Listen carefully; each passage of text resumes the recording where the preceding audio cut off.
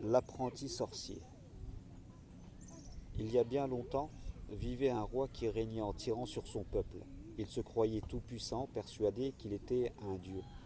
Il avait recours à des pratiques étranges pour soumettre les gens de sa contrée.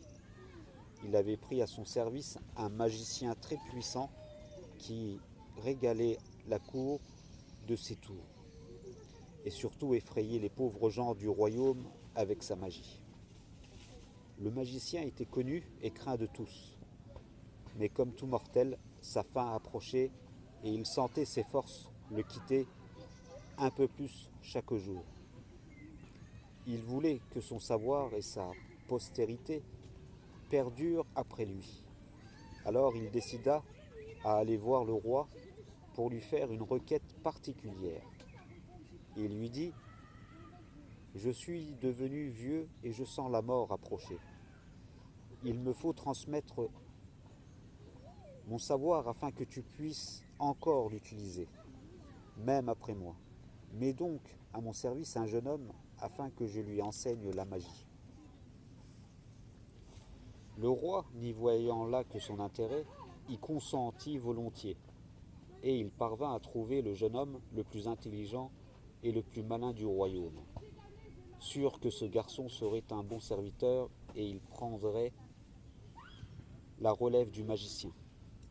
Les parents du jeune homme virent cela comme une grande faveur et acceptèrent volontiers la demande du roi, contre quelques deniers et l'assurance que leur fils soit entretenu.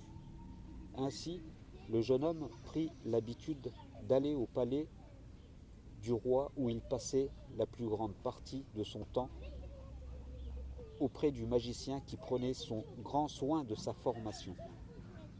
Chaque matin, sur sa route qui le menait au royaume, il passait par une maison que tout le monde avait et savait habitée par un homme très pieux qui adorait Dieu constamment. De nature curieuse, le jeune garçon se dit qu'il ferait bien de s'arrêter auprès de l'homme pieux pour lui poser des questions et écouter ce qu'il avait à dire.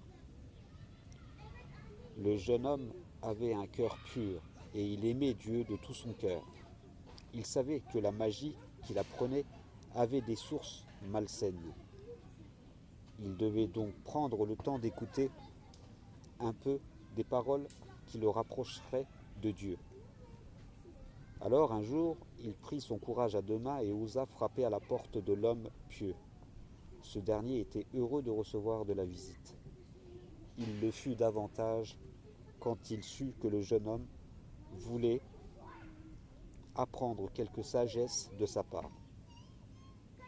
Alors il commença à lui parler de Dieu et de tout l'amour qu'il avait pour lui.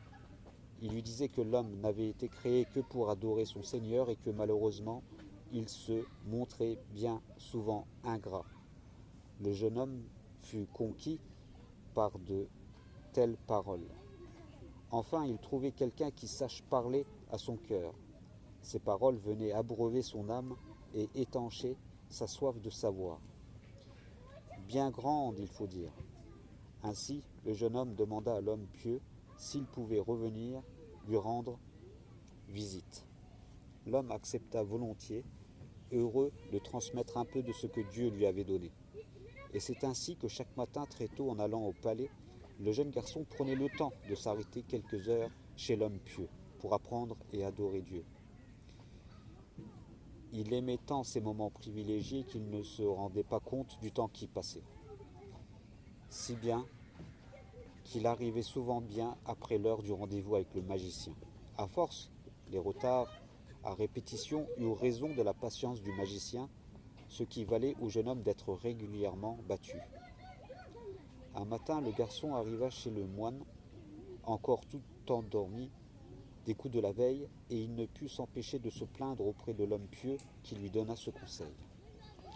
Si tu ressens quelque peur du magicien, dis-lui que c'est ta famille qui t'a retenu, et si tu crains ta famille, dis-lui que c'est le magicien qui t'a retenu. Ce que fit le jeune homme.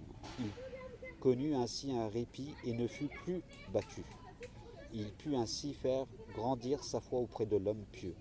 Il apprenait ce que Dieu avait bien voulu transmettre aux hommes de cette époque à travers ses prophètes et il priait beaucoup. Il faut dire que notre héros aimait beaucoup la prière. Il y ressentait une quiétude et un souffle qui venait chaque jour polir son cœur. Si bien que l'amour qu'il avait pour Dieu grandissait et que sa foi devenait ferme et solide. Le quotidien était installé, le jeune garçon passait tous les jours un moment avec l'homme pieux, puis un autre avec le magicien, et tous deux lui dispensaient leur enseignement. Or, un jour, alors qu'il était sur la route de bon matin, il trouva une énorme bête installée sur la route. Les gens étaient là et ne savaient que faire.